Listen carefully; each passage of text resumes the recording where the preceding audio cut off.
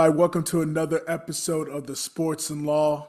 I am your host, Coach Pierre, and my co-host, Coach Bowser. We are back, boys. We're back, and it's we've had a little bit of a little hiatus.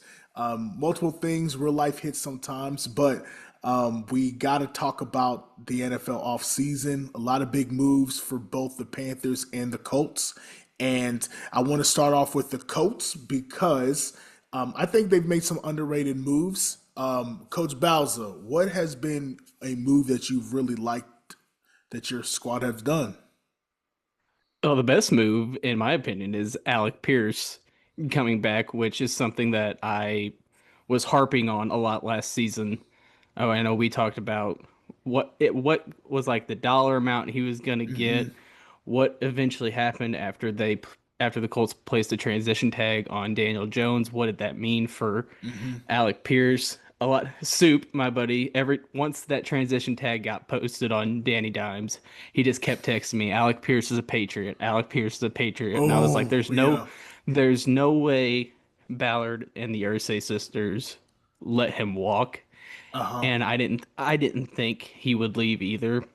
And so getting that deal done, let's see, what was it? It was 4 years, the max $116 million contract. Yeah, So I it mean was it was he's gonna big. be it was what the he probably wasn't the highest paid free agent, or would he be the highest paid free agent this You year? said No, how I'm much? sure 116 for four, or was 116 for Hendrickson? four. What was Hendrickson's? His was just a 3 year. I think Hendrickson's was bigger in terms of per year. Jane Phillips, he got a 4 year 120. So that's kind of the only Mhm. 4 year one that I can think of that was a little bit bigger in terms of dollar amount. Yeah, but it solidifies Alec Pierce's role now Hmm. as the wide receiver one. I mean, it came at the cost of trading Michael Pittman, which where the Colts were sitting cap wise, I think it was the best move. At the end of the season last year, I even wrote that article about that the Michael Pittman trade could be, on the table and is Hmm. probably going to be a reality, which it ended up being. Yeah. I didn't think the Steelers would be kind of that team to go out and get him, and I Hmm. honestly thought that Indy might get a little bit more for him too, other than just a sixth round, basically a sixth, seventh round pick swap Hmm. was all it was. But I mean, to kind of get the rest of the $28 million off the books and everything, it was the right move. And I think everyone within the Colts organization realized that Pierce was going to be your true number one anyway. Yeah. He has more tools in his bag than Pittman ever had. Not saying that Michael Pittman was a bad wide receiver when he was in I loved Michael Pittman here in Indianapolis. He was, solid locker room guys, great player, did a lot in the community as well. It was sad to see him go, but I mean, it's the business side of things. Everybody knows Hmm. that you're on the market at some point. Everybody is going to listen in on something. It just happened to be that time for Pittman, and I think he'll Right. fit well in Pittsburgh if Rodgers comes back or not. I mean, between him and DK and kind of the other weapons they got surrounded, I think Pittsburgh will be a heck. Pitt is in his name. He belongs in Pittsburgh. um, I've I think it's a good move, like you said. The only thing I'll add is my surprise for the Pittsburgh can only be um I understand Pittsburgh's trying to understand, hey, we were so DK reliant that once he was gone due to the dumb decisions he's made, we had no vertical threat. We had nobody on the outside that we trusted. So we're gonna throw big money at him. Pittman he's 27. Yeah, Do you remember? Like yeah, I knew he wasn't 30, so I was going, okay, yeah. it's another younger guy that you can grow with. I'm sure their plan for Pittsburgh is if Aaron Rodgers stays, hey, we this is your final year. We're giving you a solid number two, and we're just gonna go for it and we'll see where the chips fall where they may. And if he doesn't, you go with Will Howard and in a year it doesn't work out, then you put yourself in a position to draft a quarterback that next season with two solid weapons on the outside. Yeah, I'm kind of surprised that my Anthony Richardson wasn't thrown in on the deal as Yeah. well. Just with Pittsburgh's quarterback situation, I Hmm. feel like Pittsburgh would have been a good kind of landing spot for him to kind of prove himself. I Hmm. mean, if he didn't work out, the city of Pittsburgh probably would have tore him apart, Right. which wouldn't have been good. But I'm surprised that there wasn't a move made there, and just kind of the comments that's been just things that I've kind of clicked and seen here recently. Just if there was a trade market for Anthony Richardson right now, something would have happened. Mm. But obviously, there's nothing happening. So what does that tell you? That means that nobody really wants the market to even be out there. Nobody's really calling to take a shot on him, which is surprising because, like I said last season, I could see him being a Viking, I could see him being a Ram, and Hmm. nothing. And I mean, the draft still hasn't happened yet, so teams are still kind of finding, I guess, what they want still, Hmm. or kind of seeing what they have, what they can get in the draft, and then things might, kind of turn on once OTAs start and everything like that. But A guy I, gets I have, hurt. yeah, I have a feeling that Anthony Richardson will be in camp with Indianapolis. Do I think he'll be there the whole season? More than likely not, because I mean, all signs are pointing to Riley Leonard's your backup Hmm. coming after the last game that he had against Houston. Granted, it was the last game of the year, second half. The number one team wasn't out there, but I think Riley Leonard showed enough in his time playing last season to where he's going to be your backup come next What? season with Daniel Jones being number one. Okay. So then, what are I know Danny's coming off of the Achilles. Is he projected to be number one quarterback week one? Okay. Yes. Do you think He Riley Leonard? says he Go thinks ahead. he'll be back by training camp. Maybe not the start of training camp, but he said he will be ready to go by week one. Now the question is, will Indy want to rush him to be back week one? I don't know because you know That, what you have in Riley Leonard. And another thing I've seen is that the Colts need to sign Gardner Minshew to back him up. And I'm like, well, then are we going to carry four quarterbacks? That doesn't make any sense. but Andy Gardner Minshew's got hurt the last couple weeks of the season, so I don't. Exactly. He's another That guy. Was wouldn't. like I would agree if he was healthy, but he's not going to be healthy. Yeah, that's. I'm wasn't too sure about that comment that was made about bringing him back.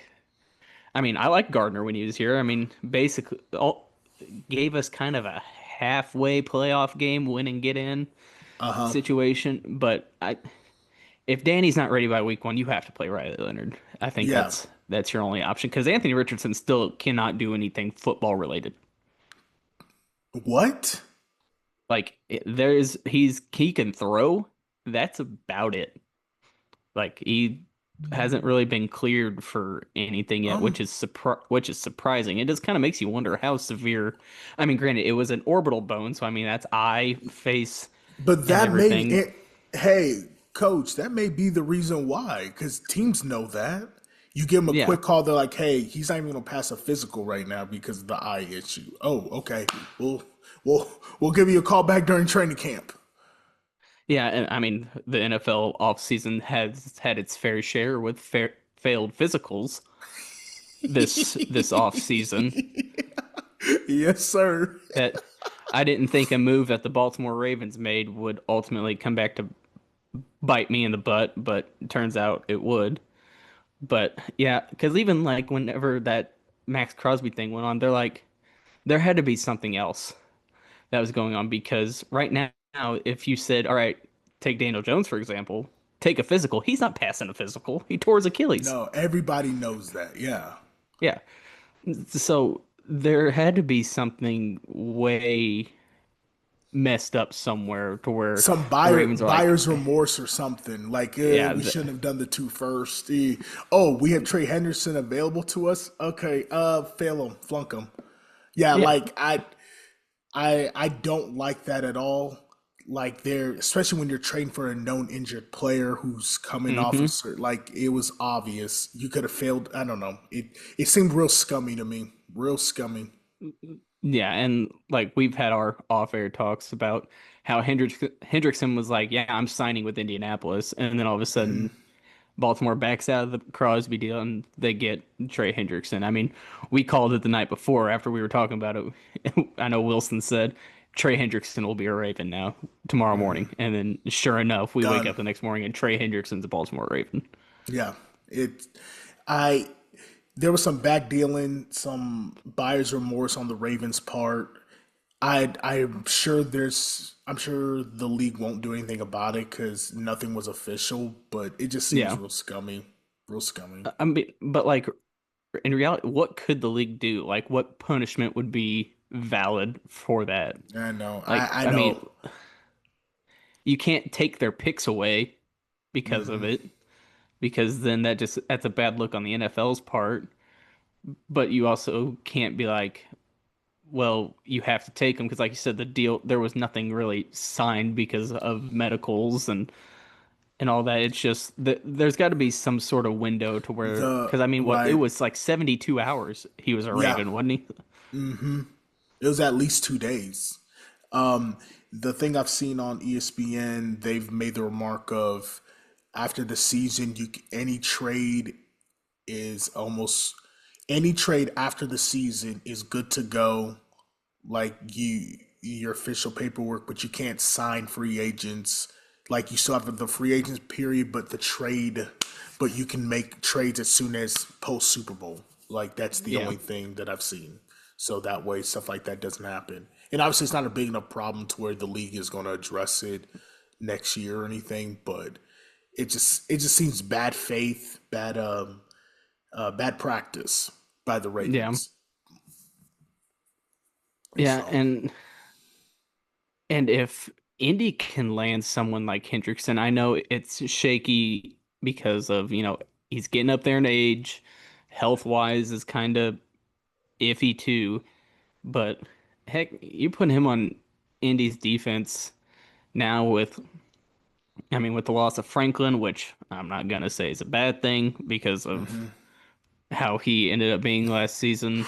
A Yeah. full season of Sauce Gardner, and every indication is that Mooney Ward's coming back. Kenny Moore's still there.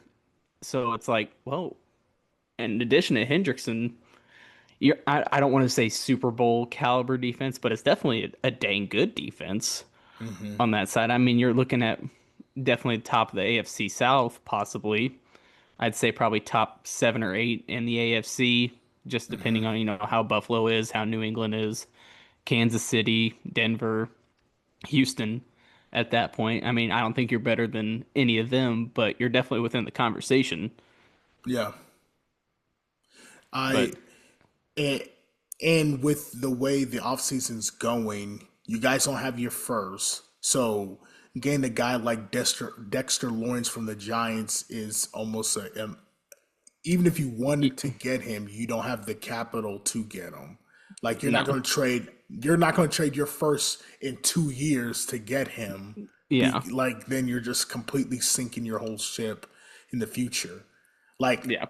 if you guys were in a better um, situation, you had your quarterback. And again, maybe next year it can be a move. Like Daniel Jones comes back and he plays fantastic. He's back in the MVP level. He's the real guy.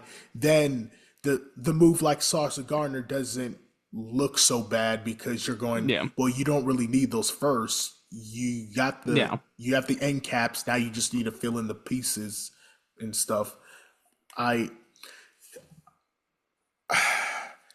Getting an edge rusher though, that's just it's hard to get an edge rusher. Like I don't think Jane Phillips was worth 4 years, 120, but that's the market for a young edge rusher right now. Right. At You can rush the passer, you're going to be 100. Like Jalen Phillips, and again, I could be eating my words. He could be a 16 sack guy next year, which would be fantastic.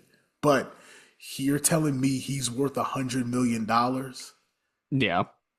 And like I remember 5 years ago, it was a big deal that a defensive player got 80+ million dollars. Yeah. It's crazy, man. Now if now if you only traded your, well, I guess it would be the 26th first rounder to get Sauce Hmm. Gardner plus AD Mitchell, and then you burn the 27 to go get somebody like Dexter Lawrence, then I think it sits pretty well. I think you can Yes. afford to do that. But just the Because fact that even you at already that burned spot two, in the middle of the draft, there's not going to be a guy better than Dexter Lawrence. That's the I right? in my head, my brain, I look at those draft picks as like, okay, if I can get a quality guy that is, there's no way that guy's going to be better than the guy that I'm taking. It's worth Yeah, it. yeah. It's like trading prospects in the MLB. It's Hmm. like take, I know Aaron Judge isn't going to get traded, but just use him as an example. Say I got two prospects in the minor leagues that are, in the MLB's top 100 prospect list. They're not one and they're not two. They're probably that 35 to 30 Hmm. range, but hey, they could be something. Right. But the Yankees want those two for Aaron Judge. Well, we know what Aaron Judge is. We don't Yeah. know what these guys are going to be. So They could might be as well. anything, even Yeah, Aaron Judge. exactly. It's like the Family Guy episode. It's like, well, hold on. It's like take the new car or the mystery box. It's like, all right, well, the mystery box could be anything. It could even be a new car. I think about that all the time when it comes to draft picks, where I just go, it can be anything, even the Yeah, thing I already know full well what it is. Like, maybe that's what make would make me a terrible GM, but that's just how I kind of look at it. Like, if yeah, I could get a solid guy that's under the age of proven. 30 and proven, I just feel like it's a no brainer. Duh, Yeah, yeah, yeah, let's go pull the trigger and good luck to you. yeah, Because your yeah, real yeah. gems are going to be like, there's a weird history of like the bottom half of the first, where it's like there's a line of demarcation after 16. The level of pro bowlers aren't worth it, but then it immediately jumps back up to guys in in about the mid rounds of the second to like fourth, where it's like, okay, Yeah. there's almost like a line of demarcation. They drops, and then, and they say it's just because at the bottom of the first, when you're picking out a prospect, you're basically just going, okay, I can either take this guy for the solid year, or I really love his traits. So now you're reaching for traits versus the second and third. You're just going, this guy's a good football player. We're going to draft Yeah. him. He may not be as fast or strong or whatever, but hey, we're gonna go draft him. But if you took them in the first, everyone would have been like, "That guy, he's not a first rounder. Why would you do that?" Yeah. And yeah, that Yeah, it's crazy. Yeah. it's like at the time when the Colts traded for Sauce Gardner, they were 8-2. Hmm. Yeah, 8-2 at the time. So they're looking at it as like, well, heck, our draft pick's going to be towards the bottom anyway. What's the difference between a 25th, a first And round uh, 25th and remember, pick, this is and not a then very good defensive back draft. You have yeah, Downs, and even Downs isn't going to be like he's not considered like an elite prospect. So sorry. yeah. But it's like, what's the difference between the 25th overall pick and like the second round, say like 14th, 15th pick? Hmm. There's not going to be much of a difference talent wise. It's just a few picks, even though the guy in the first round gets labeled as a first rounder and the guy in the second round gets labeled as a second rounder. That's about it. But now, with the Colts' history as second rounders, it has been very good. Alec Hmm. Pierce was a second round draft pick. Josh Downs was a second round draft pick, who are very key players for the Colts right now. So it's like, well, the Colts have, and I'm sure there's more. I've read a list. Can I name them all off the top of my head right now? No, but just like Josh Downs and Alec Pierce are the ones that stick out to me right now. Hmm. Jonathan Taylor was a second round pick, I He think. was. Yep. Yep. Yeah. Hmm. So Hmm. it's like the Colts have had better luck with their second round picks than they've had their first round picks. The only first round pick that's still on the Colts that the Colts drafted right now, I think, are, well, Anthony Richardson, and we know how that's going. Uh, Latu, who's kind Oh, of yep. Hmm. he's kind of coming into his own. I think this year is going to be a make or break year for him. Uh huh. And then, oh, I am drawing a blank on his name now. Quiddy Pay. Quiddy Pay was first rounder. Okay. and that hasn't really. Tyler Warren obviously was drafted this past Oh year. yeah, duh. I don't know how I can miss that one. I'm thinking in the past. Really, honestly, Tyler Warren's about the only one that's really hit. Oh yeah, and Quentin Nelson. So Yeah, I'm looking at the yeah, recent picks. yeah. That's just the thing. Like, if you Warren and Quentin Nelson are about the only two first rounders that have really Mm-hmm. hit for the Colts. Heck, a lot of their first rounders don't even play for them anymore. Mm-hmm. Yep. But Uh. I'm glad we got Danny Dimes back, though. I was real happy about that. Mm-hmm. I thought things were I was worried for a little bit there whenever the agents like we're not even in the ballpark or anything right now. It's like 50 million AAV is gonna be the minimum, and it's kind of like whoa. Can I ask respectfully, who else was in the running for Danny Dimes? Because Minnesota was already talking with Kyler. Kyler, So, yeah, I figured Minnesota would have been about the only one. okay. So that's why Just I'm so shocked that not that the Colts folded, but I was just going like, I mean, I'm glad you got your guy, but I just kept going. But who else was?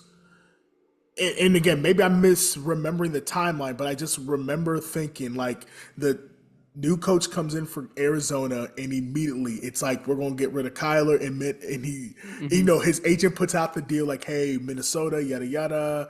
Um, I But that's then why I there was was a just lot of shocked that the talk of Kyler coming to Indianapolis yes, that was too. the other one. That's why I was like, I.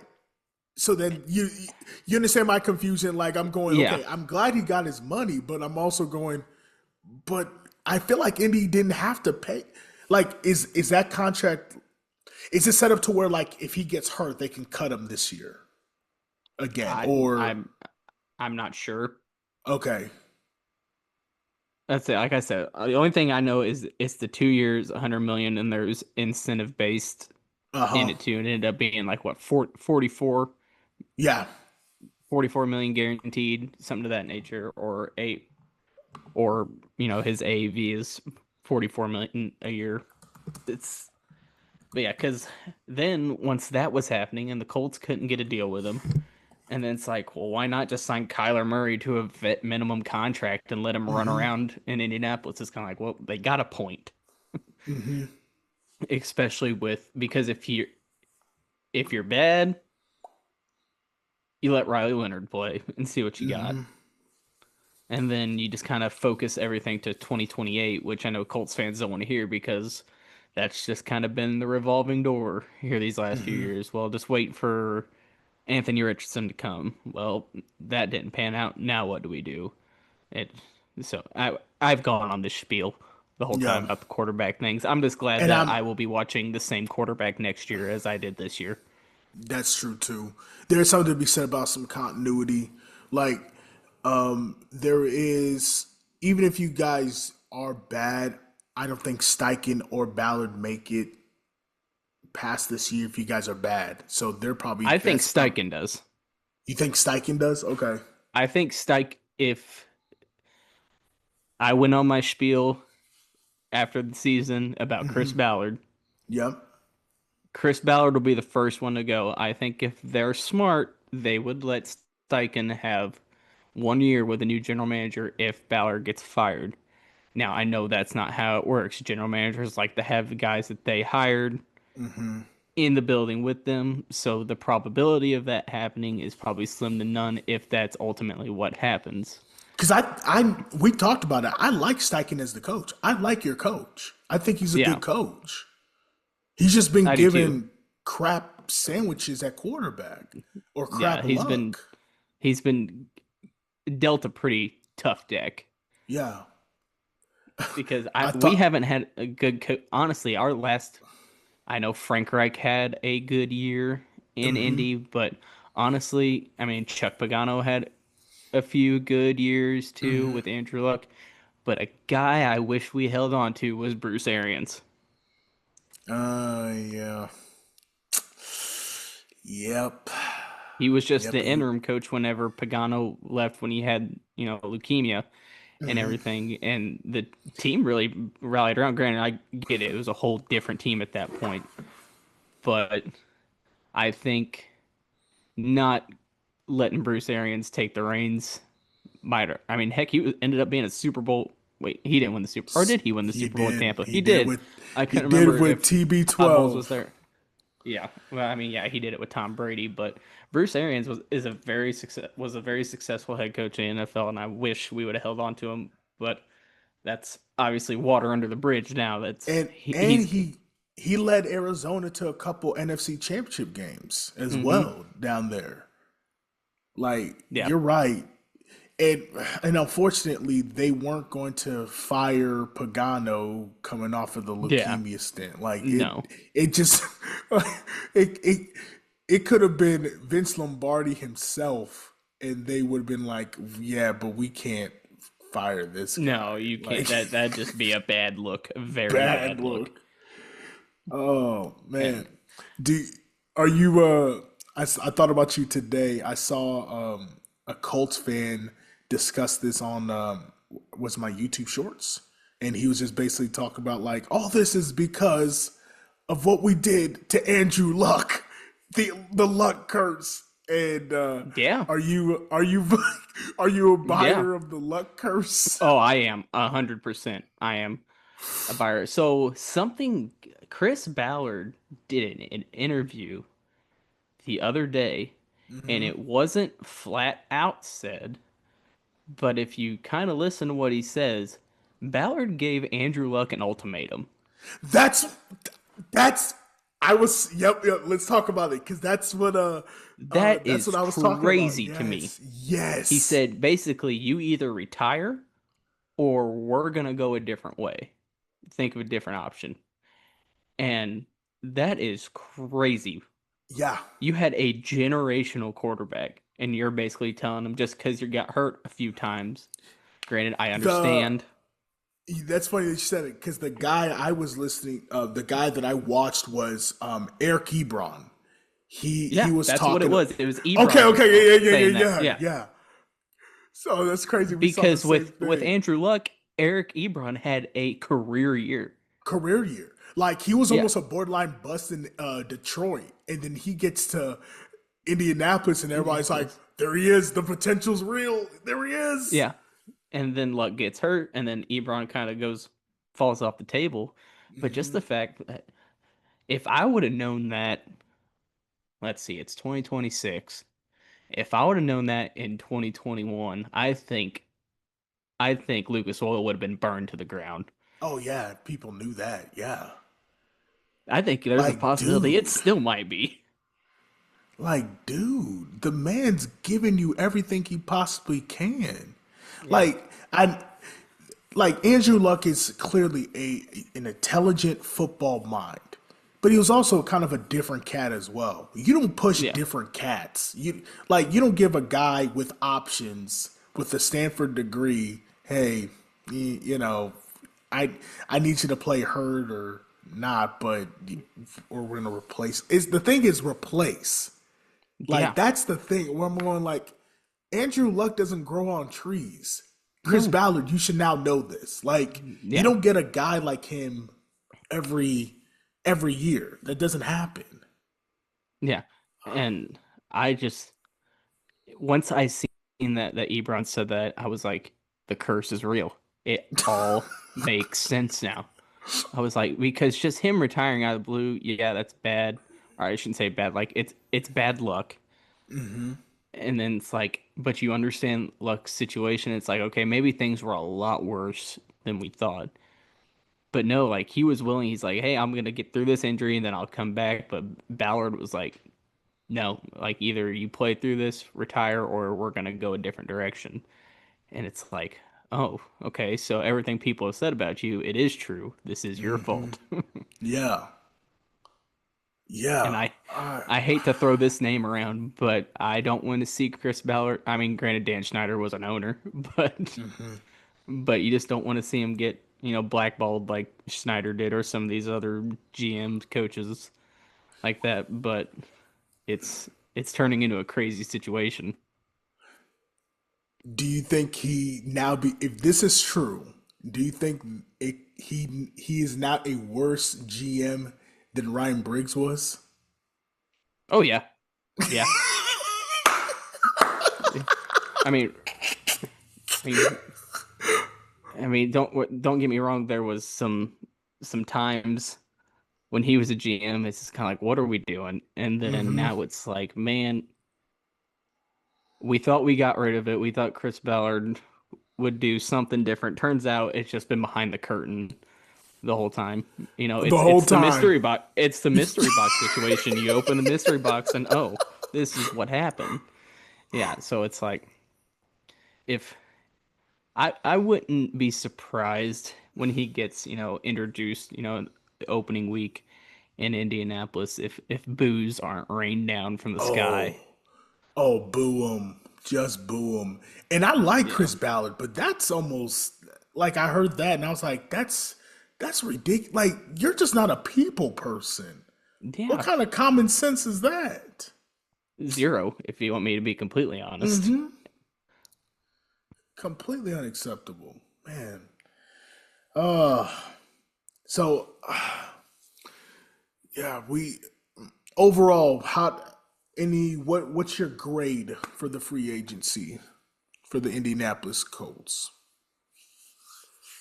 I give it I'll say just a B tier. You got Okay. your guy in Alec Pierce, what you needed to get. You re-signed Daniel Jones, what you needed to do. So you got your quarterback and you got your playmakers, and I'm really excited to see what Josh Downs does now that he's probably officially wide receiver number two. We Hmm. might be able to sneak someone away in the draft this year. This year in the second round, but ultimately I think we'll probably go linebacker. If if I had to guess which linebacker it would be, who knows at that point? I would kind of like to see the Jacob Rodriguez fall to the second round from Texas Tech I've to see s- if we can. I've seen his name quite a bit in the second round. Like he's Yeah. slowly rising up the draft boards because guys are like, oh man, he's gonna be a steal in the third. He's gonna be a steal in the third, and then it's like Hmm. the more the more his name gets brought up, the more guys are like, well, maybe we should pick him up in the second. Like Yeah. at this point, I wouldn't be surprised if he becomes a late first rounder just because somebody's Hmm. like, well, he can play, and I know these five teams are going to pick him up in the beginning of the second, so let's just get him now. At least we have a fifth year on them. Yeah. And then me being a Texas foot, I mean, dream scenario, I'd love Anthony Hill, but that's that's not He's gonna not. happen. No, he's not falling. I'm already my newest mock draft. I have him going to Carolina at Yeah. 19 because I'm just like it's going to be perfect.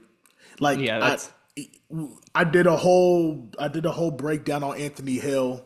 I don't know if you saw it or not, but yeah, that's where I got the idea from because oh, like whenever Texas season ended, I was like, man, if he could fall to Indy in the second round, that'd be and he's great. And another guy. then He's another guy like a good combine performance, a good pro day. He's been wowing people in his interviews. That it's like he mhm, was a kind of a middling day two guy. Like okay, right fit. And now it's like oh, but in a draft class where there's not a whole lot of superstars, it's like we're just gonna get good football players, and whatever yeah, happens happens.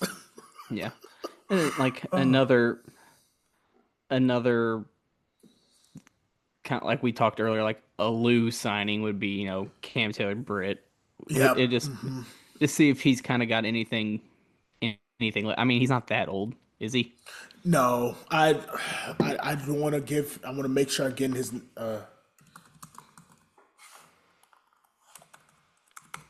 It'll be nice just to have him get another 26. He's shot. Yeah, 26. so he's my age. Yeah, like he is not old at all, especially Yeah, with like he knows the defense. Like that's another thing yeah, too. Sometimes you know what I mean, sometimes you don't need to overthink anything. It's like, hey, he's part of my scheme. He knows how to play it. He knows how to communicate. I have a lot of the same guys. We have our corners. Sorry, I got yeah. getting a call from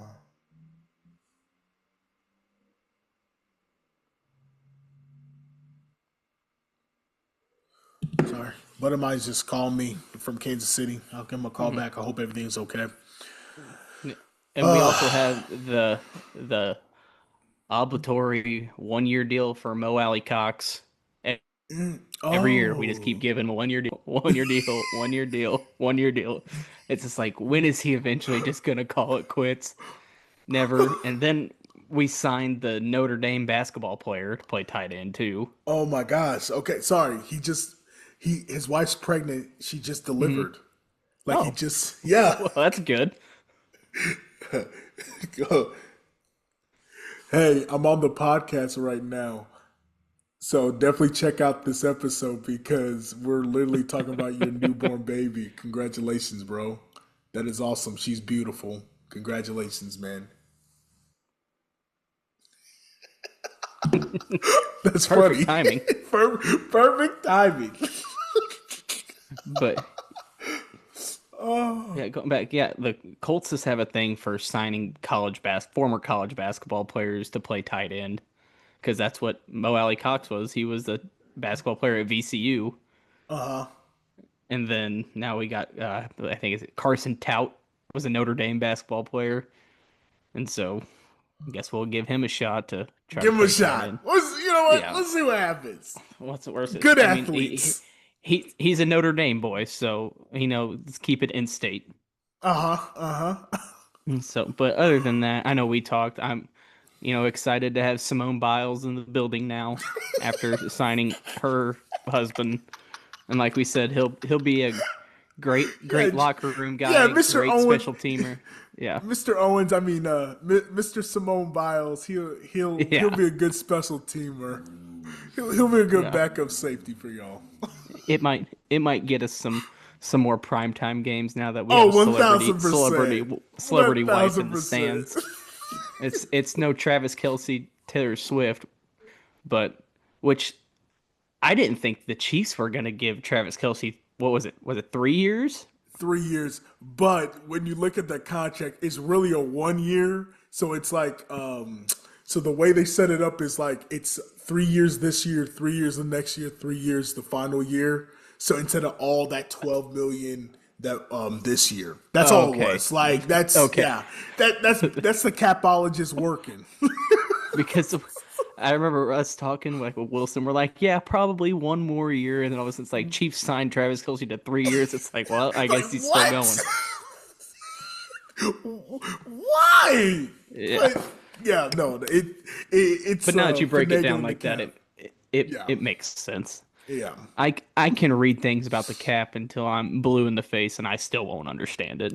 No, you got to be a special kind of accountant to figure all this out, and especially when it changes from year to year. Like it's one thing if it's the same, but the fact that it Yeah. can go up or even down. Some years you're just like, all right, guys. In terms of money, we have no money.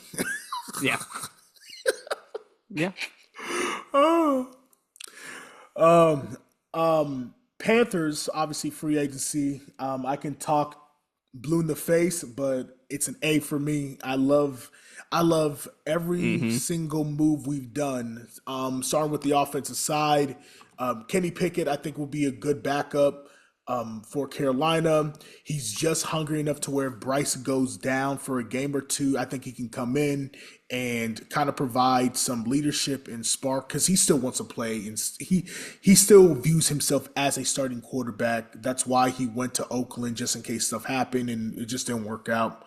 Um, It's Jaden the Raiders. Phillips, Does anything work out for the Raiders? exact. I said Raiders, Las Vegas. Yeah, it's the Raiders, man. It's the Raiders. Which again, I'm praying for a friend Mendoza because I like him. I think he can play. Hmm. I just don't trust that organization. I just don't. Jalen Phillips. The Panthers addressed their edge rusher. I really, really, really want them to pick up another guy. They're going to do it in the draft. They'd be silly not to, but I would love to either make a trade or sign a another lower tier edge rusher. Off the top of my head, there's nobody I can think of that really stands out. I'm kind of going blank with all the remaining guys, but I just feel like the Panthers were so bad at getting to the quarterback. They just need to develop a legitimate rotation. You start with Phillips, you start with Nick Scorton, And then from there, you can add a guy or two to kind of pepper in, send some more bullets. The more bodies you send to the quarterback, just better. Devin Lloyd, I was ecstatic because, I was like, dude, Yeah. this if we can get this guy, he solved so many issues for our middle backers. Our middle backers were dog water, bad, bad, bad, bad. There were so many times watching the game, I was like, we can't cover an inside seam route to save our lives. We can't do it. We can't. But now we have a guy who made a lot of plays in the middle backer. Hopefully, we can pick up a guy like Anthony Hill in the first, or Jake Golday in the second. Yeah, I would love Jacob Rodriguez. I just have a feeling he's gonna be gone way before then. Um, Picking up Walker was really smart because Ike Ikwanu's coming off an injury. He got hurt during the playoff game, and just just having a guy to protect Bryce Young. We picked up a third receiver, John Miche. I think he'll be fine. I'm not expecting big things from him, other than just some special team stuff, another returner, possibly some play at the slot, and AJ Dillon will be nice. Hmm. I expect him to have a rush for about 600 yards next year. I think Carolina kind of figured something out with the two back system. I think Chuba is clearly going to be your third down, change of pace back, and then Dillon will be your short third and two, fourth down back. Hey, let's move the chains with Quadzilla back there. I think it's gonna be a nice little salt and pepper, thunder lightning combo. Overall, for the guys they picked up, I really do love it. Dan Morgan is cooking right now. The Carolina fan base has been let Dan cook, and he's cooking. So I've been really ecstatic. And the best part about it is, at the end of the day, I just feel like it gives Carolina the flexibility they need for the draft. If Anthony Hill gets taken beforehand, now they can pivot to addressing either another wide receiver. The USC guy has been linked to Carolina. I've seen um, Peter Woods. If he drops down, they can pick him up. Um, Trying to think. Obviously, you never have too many good corners, but this really isn't a corner draft. But at the end of the day, there's just been a lot of guys who they who are going to be able to come in, make a big impact, and in the draft, your draft board's now just going straight out who's the best player available. So I'm Right. excited. So a Where did Dowdle end up signing? Pittsburgh, Pittsburgh. That's what it was. Pittsburgh. I'm trying to think any other big losses. The Lions picked up our center from last year. We signed Luke Fortner to kind of just replace him, but Cade Mays went to the Lions. Those two guys were the big losses for us. I Hmm. mean, there was a couple guys who went signed other places, but in terms of like major impact guys from last year, those two. Which again, I for the contract Dow signed, I'm kind of shocked. I feel like it's kind of a good deal for Pittsburgh. 2 year, $9 million, if I remember.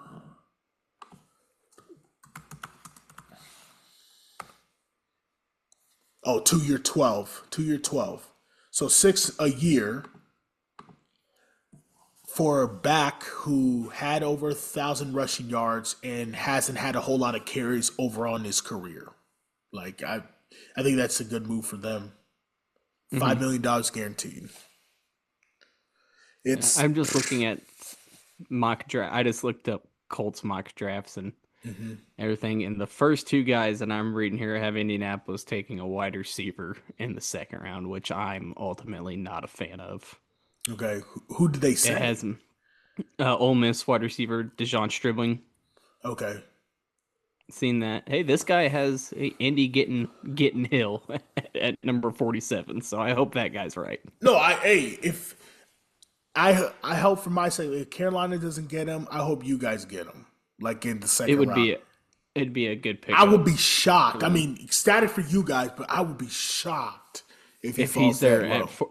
if he's there at 47. You Yeah, pull have it to take him. like. Hey, It's the Roger, mystery box you're again. yes, yes, and he's Yeah. gonna be. I just he like watching him play. Like some complaints about him being undersized, and I'm going, guys, he can play. So he can play. He can Yeah. play.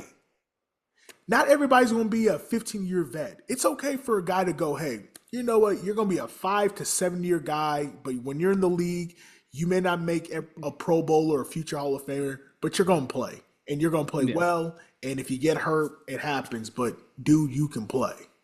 And just kind of think how the linebacker position is going in the NFL now. Like a lot of these guys were safeties at one Yes. point. So it's like Yes. if he's undersized to play linebacker, okay, that means a lot of these guys now are just they used to be safeties anyway, so wouldn't they technically be undersized for a linebacker anyway as well? Like Jake Golday from Cincinnati, he's 6'4", 240, and but he's a huge linebacker. And people's issue with him is, well, is he athletic enough to cover tight ends or play in zone consistently? So then it's like, Hmm. so if you are a traditionally big linebacker, all of a sudden now that's a problem too. Like there's no winning with you with a whole lot of people. Right. Oh man. Right. Uh, It'll be interesting to see what both of our teams do in the draft because I think there's different ways that they both can kind of go about it. Obviously, there's going to be one side of the fan base that says that was the right way, and the other half is going to say that's the wrong way. Why would we? Why would we why do would we do that? it? But Yeah. This article is gonna come out tomorrow, but I asked the question: is there anything Bryce Young can do to change your opinion of him? And so I'm hoping to see how that turns out. I'm gonna send it out to a couple buddies of mine who are Panthers fans in the Carolinas. But I'm gonna change the question to you: is there anything Daniel Jones can do to change your opinion of him? well, from the last that I've seen of Daniel Jones was him playing on a broken fibula, and I still loved him. So Okay. I guess the my opinion would have to switch in the bad. So I guess last he would have to resort to being last year of his New York Giants contract. Last Okay. that's what he would have to resort to for me to be like, okay, this was a bad move. If he's 3/4 of what he was last year, I'm happy with it. Right. Just from the direction that we're gonna be. I mean, if we're mediocre, we're mediocre. If we're bad, we're bad. I can see us squeaking into the playoffs by some miracle that CJ Stroud just continues to be CJ Stroud from the playoffs. I think the Jaguars might fall off a little bit because they've had some subtractions on the defensive side of the ball that I think might hurt them. And then Tennessee might be sneaky. I think. I don't think they're going to win the division, but I think they can be a real thorn in the side of, you know, you play them at home, you'll probably beat them. But going down to Tennessee, I think they're going to put up a little bit more of a fight than what they did Okay. last year. I don't think Tennessee's going to win the division, but I think they can kind of throw a monkey wrench in the plans of the other three teams that are in the division. But as far as Daniel Jones goes, for me to completely flip on him, he would have to resort back to being, I guess, what the Giants fan called him, Danny Doofus. Back back in New York, he would have to go full back into that mode. But like I said, he's coming off of basically a broken leg in one leg and a torn Achilles. I mean, he was willing to basically put. I mean, with a broken leg, you're kind of putting your career Yeah. on the line playing for a team that you've only been affiliated with not even a year. So it's like, all right, he gained my respect, and when he was here, he played very, very well. Besides, a handful of drives where he didn't look good, but I mean, he very well could have been 10-2 before he got knocked out for the rest of the year. Like probably should have beat Kansas City, and you could have beat Houston at home too. Hmm. So you're looking at a couple, the balls bounce a different way, or your defense actually makes a stand. You're looking at a completely different outcome. Right. So Yeah. I don't think my opinion of Daniel Jones is going to change too much. Okay. I'm shocked that Tennessee hasn't made more moves this offseason with all their cap space, um, which I'm probably I'm probably thinking a it's a good part on them in terms of just hey we have a long term plan. Sala is probably the mature head coach that they need. I still can't believe how fast they fired Callahan. I like I Yeah. I I'll never. I literally remember it was like week 5 or 6, and I was going like, "Wait, where did they fire him?" Like it was so hush hush, so fast. I was so confused. And you know what I mean? Like I love football. I feel like I'm on Yeah. top of stuff all the time, and I had to go back and go like, "When did this happen?" Yeah, it had to be like week 5 or something like It that. was yes. I was just My oh man. My uncle is a Titans fan. He's been a Titans fan since they were the Oilers Uh huh. and Uh everything huh. like that. So I remember talking to him last year about it, and he goes, "Man," he goes, "I don't know what we're doing." He goes, he goes, I he's like, if teams don't put up 40 against the Titans, that's a win for That's Tennessee. yeah. It's like, it's like, hey, you got a point. Oh man, gosh, But hey, Cam Ward can be fun. Cam Moore can be fun. I think they're gonna pick up Jeremiah Love. I think they're just gonna go, hey, we got a young quarterback, a young running back, and we'll just see what happens up front. Hmm.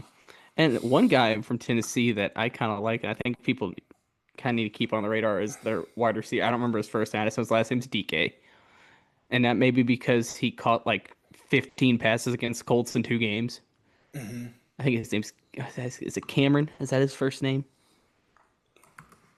Titans receivers. Oh, Chime DK.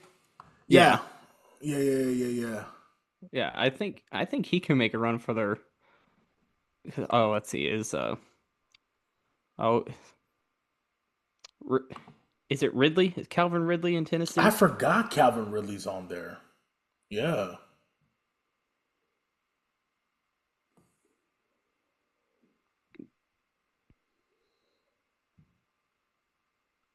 'Cause I don't remember. I think it was whenever, because I think DK was mainly special teams punt return mainly last year for Tennessee. But it just seemed like whenever Tennessee would have a big play against Indianapolis, that's who would be on the receiving end of the ball. So it'll be interesting to see if he kind of makes a breakout this season. yeah, yeah. Um, Trying to think. Anything else you want to talk about before we wrap this up? Football wise, I can't think of anything other. I mean, the only other really big thing that happened was the Max Crosby stuff, but we kind of hit on that, and by now everybody kind of knows What what happened happened? with that situation by Yeah, now. man. There's yeah, really nothing. I mean, the draft's coming up. There's a few different, and we've already talked about that. Kind of like what we're thinking our team should do. It's kind of that Looking, limbo stage right now, where yeah, nothing's really happening. It's and that baseball's debate. Uh huh. point in time between free agency and the draft where it's quiet, and then once the draft happens and then OTAs fire up, that's when things finally start popping up again. Right, right.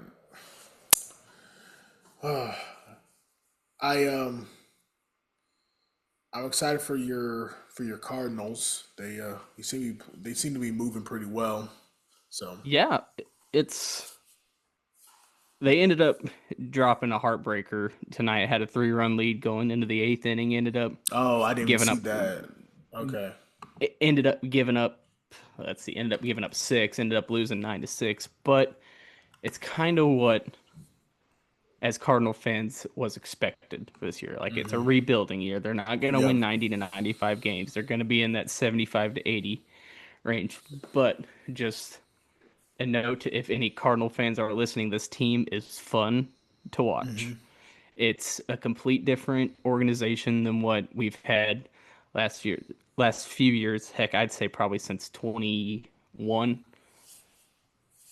even before that, because the Cardinals have always had a team that's been led by veterans, guys who've been there, done that. Now the Cardinals are the youngest team in baseball. You take their opening day lineup, take the average age, it's 22 years old. It's a little over 22 years old, just under 23.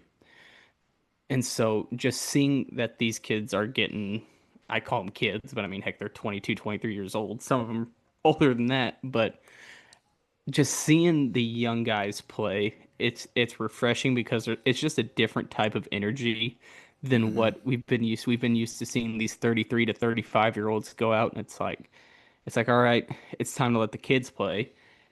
And that's what we've done. And man, I'm not saying the Cardinals are going to be postseason bound or anything like that, but like it's just an entertaining product to watch. Yeah, you went You to the got game. How you could even feel it when you're there. Oh yeah, it was a completely different atmosphere around the team, around kind of around the city almost because we know what we're expecting. So it's like when they kind of pull out a win like that, it's like, hey, maybe these guys aren't going to be as bad as what we think. And there's been a lot of podcast hosts, a lot of just sports show, like baseball talk shows, saying maybe we kind of slept on the Cardinals. We're not saying like slept on them as in they're going to take down the Dodgers in the Right. National League Championship Series, but a lot of people like on DraftKings on opening day, the Cardinals the win loss line was set at 67. And Oh, it's did you like take it? Did you go the over? we hit the over. It's like yeah, they're yeah. Hey, It's that's like that's I how I know know we've you're a fan. it's like I know we've had some down years, but 67 and a half win total to that's a slap in the face. Like you're Yeah, talking like Pittsburgh Pirate, Colorado Rocky numbers right there. yeah, you And guys can hit granted, that by, I would say, my early September. Yeah. my line is set more at the 78, 79 range. And I said, you got a guy like take his Jordan Walker. He was top prospect in baseball, number one in Cardinals organization, and I think he was probably like number five in baseball back in 2023. And he was only 20 years old at the time. This will be now his, let's see, 23, 24, 25. This will be his fourth season in the major leagues, and he's still only 23 years old. Oh wow. And people are ready calling him a bust. What's weird is that how the Cardinals handled him and the Colts handled Anthony Richardson. It's the exact same situation. I don't know what it is, how this aura just kind of follows my sports teams, but it does, and I don't like it. But now there is a clear pathway for him to play. And his biggest thing was the dude is 6'7", 275 pounds. The dude is Oh a my monster. gosh. Yeah. He's monster. So you're talking like your physical build. It's about as close to Aaron Judge as you're gonna get. Uh huh. And so like his problem was just inconsistency at the plate, and not inconsistency as in swing and miss, striking out. His inconsistency was 49% of the balls that he put in play were hit on the ground. A guy like that does not get paid in Major League Baseball to hit ground balls. A guy like that gets paid to hit a ball 500 feet. Granted, that's an exaggeration, but when you're that size, it's not out of the question. So he has struggled, has had his stints in the majors, being sent down. The old front office we're basically just toying with him. Have him up for a month, send him down for 2 months. Bring him up for a month, send him down for 2 months. So it's like messing with his head, trying to figure out what's going to happen. And they did that for 3 years. The problem is that when they brought him up, I kind of think he was rushed, but at the point in time, the Cardinals needed a bat like his in the lineup for potential wise back in 2023. It didn't work out. What they should have done is just let him play out the rest because he played half of the year, probably a little over half the year, and then they sent him down and brought him back up at the end of September. And then 24, he was up and down all year. And then 25, he was up, got hurt, got sent down, got brought back up, got hurt again, and then just was never the same. Well, this year, after trading away all the veterans and having other players kind of move around, Walker is getting basically basically the runway to, hey, you are our everyday right fielder. You're going to play there. You're going to be in the lineup every day. You're not getting sent down unless something catastrophic happens like that. We need to send you down.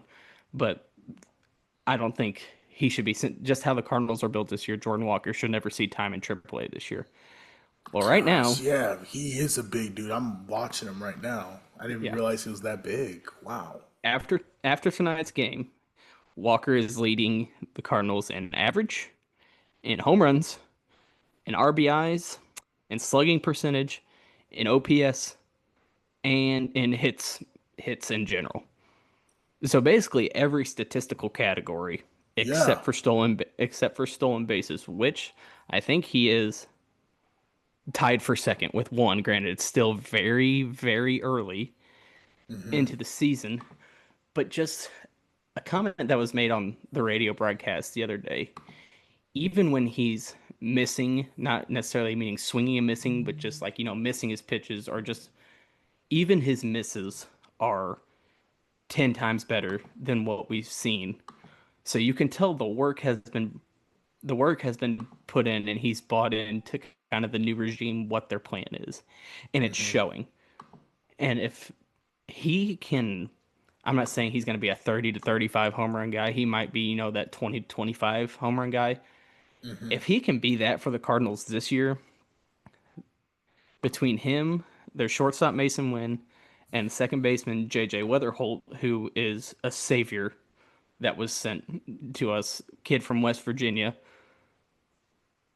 If those three can click at the right time, we're talking like Cardinals of 2004, 2005 when they had Jim Edmonds, Albert Pujols, and Scott Rowland on the team. Like they called him the NV3. Is what it was. Because like there, JJ Weatherhold, who was number 3 prospect in baseball this year, number one in the Cardinals organization,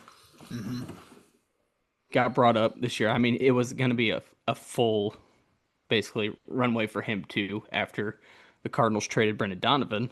It was just whether or not he was going to play second base or play third base. Ends up playing second base. And when he got announced on opening day that Thursday, I thought the dang stadium was going to shake to the ground, just the ovation. Like, I thought Jordan Walker was hyped whenever he got up. There has not been that much hype to a Cardinals prospect, and I couldn't tell you how long. Right. And for him to come out and have the opening series that he did, I mean, his first hit and his second at bat was a home run. Hit a first home. His first home run was his first major league hit on opening day in St. Louis. And just to say that I was there to witness that, like I said, I thought you can probably on the Richter scale see This where is JJ St. or Louis was Walker? shaking. This is JJ Weatherholt. Okay. Yeah. Oh, Yeah. okay. And like what's funny is that, you take an NFL and the NBA, you're looking at all these guys, oh, they're undersized. Baseball, it don't matter. JJ Weatherholt is about my height. Yeah, he's like My 5'8", height. 5'9". Let me. Yeah. Yeah. Yeah, 5'9", 190. Whoo. Yeah. Yeah. But he has the capability to hit 20 to 25 home runs in a year. Oh yeah. And so We like last year. It was last year. We watched they played he was down with the Springfield he was down in Cardinals. Springfield. And we watched him and Kansas City's number one prospect Meglione. Am I saying that right? Right. Caglione. Caglione. Thank you. I was like, what? Obviously, I'm a novice, but and we saw them. Both those dudes were able to hit a home run at that game. We're like, The future. Yeah, That's all we kept saying. Guys of the future. yeah, and Like they just looked different. Even yeah. JJ, even how small he was, it was just like, no, he looks different. And it's like you see a lot of these rookies in baseball. You can tell whenever they get called up, they're pressing. They're pressing hard, and that ultimately leads them to getting sent down. There was just a different look just from seeing him in person now twice, and then just watching him, watching TV broadcasts. I have never seen pressure not affect someone like it affects him. Like it's almost kind of scary. Like like there's some of those guys that are just built different when it comes to the big moments, and for him being 23 years old too, and just the pressure of being in the major leagues is not bothering him. Right. That's going to be great. I wrote an article about him the other day, and his on base percentage. He hasn't had an on base percentage under 405 since. So that's basically saying he gets on base a little under half of it, and in the season he's on base half the time, almost. Hasn't had an on base percentage under 405 since his senior year in high school, and then even that year when it was under 405, it was like 402. So I mean, point 0.03 percentage points lower. So it's really Oh my not that gosh. you're Yeah. talking about one to two at bats he didn't get on base. So that just lowered it by that much. So, but just hit again, just the young talent that the Cardinals have. It's gonna be very fun to watch this year, even if they don't win a lot of games, just to see what the younger guys have. It's just a different product, and I'm hearing people saying they're watching Cardinal baseball that have not watched it the last 3 years, saying this is fun to watch, even though they're not winning or may not win. I mean, they're a 500 club right now, 10 games in, and if you'd have told me at the beginning of the year, before the year started, that the Cardinals were going to be 5-5, going in almost to the halfway through the first month of the season, sign me up. Right. Sign me up for it, because this kind of how the schedule looked. You're looking at it up and down. You go, there's a chance that we go 2-7, 1-8, maybe to start the year, and then kind of rattle off some wins. So 5-5, and ultimately you could realistically, with a couple bounces going your way or just guys getting out of innings, you're looking at the Cardinals could possibly be right now 6-3, maybe even 7-2 at some point. Too, you take one bad inning away from 3 games, and you're sitting at 7-2. So things are going to get worked out. Well, do I think that some of these guys that are hitting 300 plus right now are going to keep that up?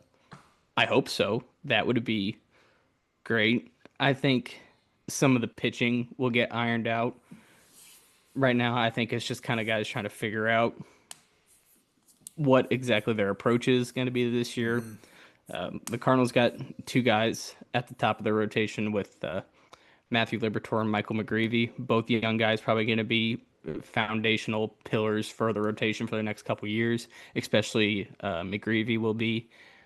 Those two, McGreevy went out in his first start this year and threw 6 no-hit innings to start the year. So it's like, well, we know he's got it. And they kind of toyed with him last year. It's like, is he up? Is he down? He should have been in the rotation last year, but he wasn't until the end of the year. But that was old regime. This is new regime. So these younger kids are going to get the chance to play. And then just the guys that are still down in the minor leagues that are going to be up within the next 2 to 3 years. I think by 2028, we're going to be talking about the Cardinals finally getting back to that World Series. Maybe not 2028 World Series, 2028 making a run in the playoffs. I think by 2030, we're talking about the Cardinals finally getting back to that World Series caliber. Is right. Is there a shot they can kind of be? Remember that not Dodgers, the Detroit Tigers team a couple years ago, which a bunch of young dudes. Any Hmm. shot to where, like, even this year or next year, any shot where they could be somewhere like that, where it's like, oh, they kind of sneak in and they got a bunch of young guys who are kind of flying around and having a good time, or This year, it's still too early to tell. I mean, Okay. there's a lot of good teams that aren't playing good baseball right now. There's a lot of teams that weren't supposed to be good playing good baseball right now. But that's why they play 162 and not, 50. Hmm. If it was a 60 game season, then I would say I think the Carl over 162. It's just so many weird things can happen with injuries. I think, like I said, I don't think the Cardinals are not going to be a 67 win team. They're going to be better than that. And like me and my buddies were talking going to opening day, we got rid of two guys from our pitching staff that in games that they did not pitch, the Cardinals were like 17 to 18 games over 500 Oh when wow. those two weren't pitching, and now they're not even on the Yeah. team anymore. So it's like you're adding two of these younger guys in now. So you're telling me they're going to be worse than what those two guys were? I find it very Yeah. hard to believe. Right. So Gosh. I think if they can get hot at the right time, I think the Cardinals might have a chance to squeak in like a third wild card spot and then probably get the doors blown off of them in the first But round at of the least you're playoffs. in it. You know what I mean? Like as a fan, you just want, yeah, like Yeah, football for just the to be in Panthers. it. We were 8-9, but I was excited that we were in the dance. We were playing the first week of the playoff. Yeah, and right now I'm just gonna keep relishing in the fact that the Cardinals are above the Cubs in the standings, and I can have a little fun just a little bit longer with Yeah, with the you rest enjoy of our that, man. family. Hey, you Yeah, enjoy that. That's all good. it's very very hard whenever things start turning around, which I'm sure they will, and the Cubs will be at the top of the division. We know how our father-in-law is with the Cubs and our Oh, 1000 brother-in-law, so percent. Yep, yep. it's gonna be. I'm sure I'll get what's coming to me after once things start. But right now, I'm just gonna relish in the fact that the Cardinals are above the Cubs in the standings, Hmm. so do that. But just if I want to go from like an overall baseball scope, it's a good time to get into it because there are so many young players getting the chance to play right now because teams want to look what they have before the impending 2020 season, if there's even going to be a season or And not. everybody keeps saying there's not going to be a season next year, which I is think so there will be sad. I think there will be a season. I just think it'll be a very abbreviated one. Okay. Whoever wins a World Series, there's going to be an asterisk next to it, just like there was in 2020. 2020. Yeah. But if I had to put three guys on the radar right now for just people in general, just to watch. You got Connor Griffin, shortstop for the Pirates. He is 19 years old, just got called up, made his MLB debut Friday night, I Hmm. believe. Yes, Friday night. His number one prospect in baseball. Kid can do anything. Hmm. He can probably, I mean, I wouldn't be surprised if they put him on the mound and he'd be just as good as anybody else. Uh, Kevin McGonigal, infielder for the Tigers, really exciting young player to watch. And then I'll throw JJ in there for Hmm. it's basically your top three prospects in baseball Right. right now. All three of those guys are having success at the major league level right now. Yes, it's still early, but to see young players like that have success, it's fun and it's almost like a new era getting turned over. Like Hmm. these three guys are going to be your faces come the next 5 to 10 years in the MLB. And to say that I was there for JJ's first game, first hit, first home run, and then him end up hitting the walk off the next day. It's cool to have exciting baseball back in St. Louis. I know we were spoiled there for a long time and had a couple losing seasons. So seeing all this success, I don't want to say success, just the excitement and the emotion kind of come back. It's even if we don't win 80 games or get in the postseason, I'm gonna have fun with the season, watching the younger guys play at least. I feel you. I feel you. So, well, Cody, man, thanks so much. Appreciate your perspective. Obviously, it's what you love, and I love hearing that. So, all right, everybody, we're going ahead and wrap it up. But thank you so much for listening. I hope you have a wonderful, wonderful day. Take care. Be safe. Peace.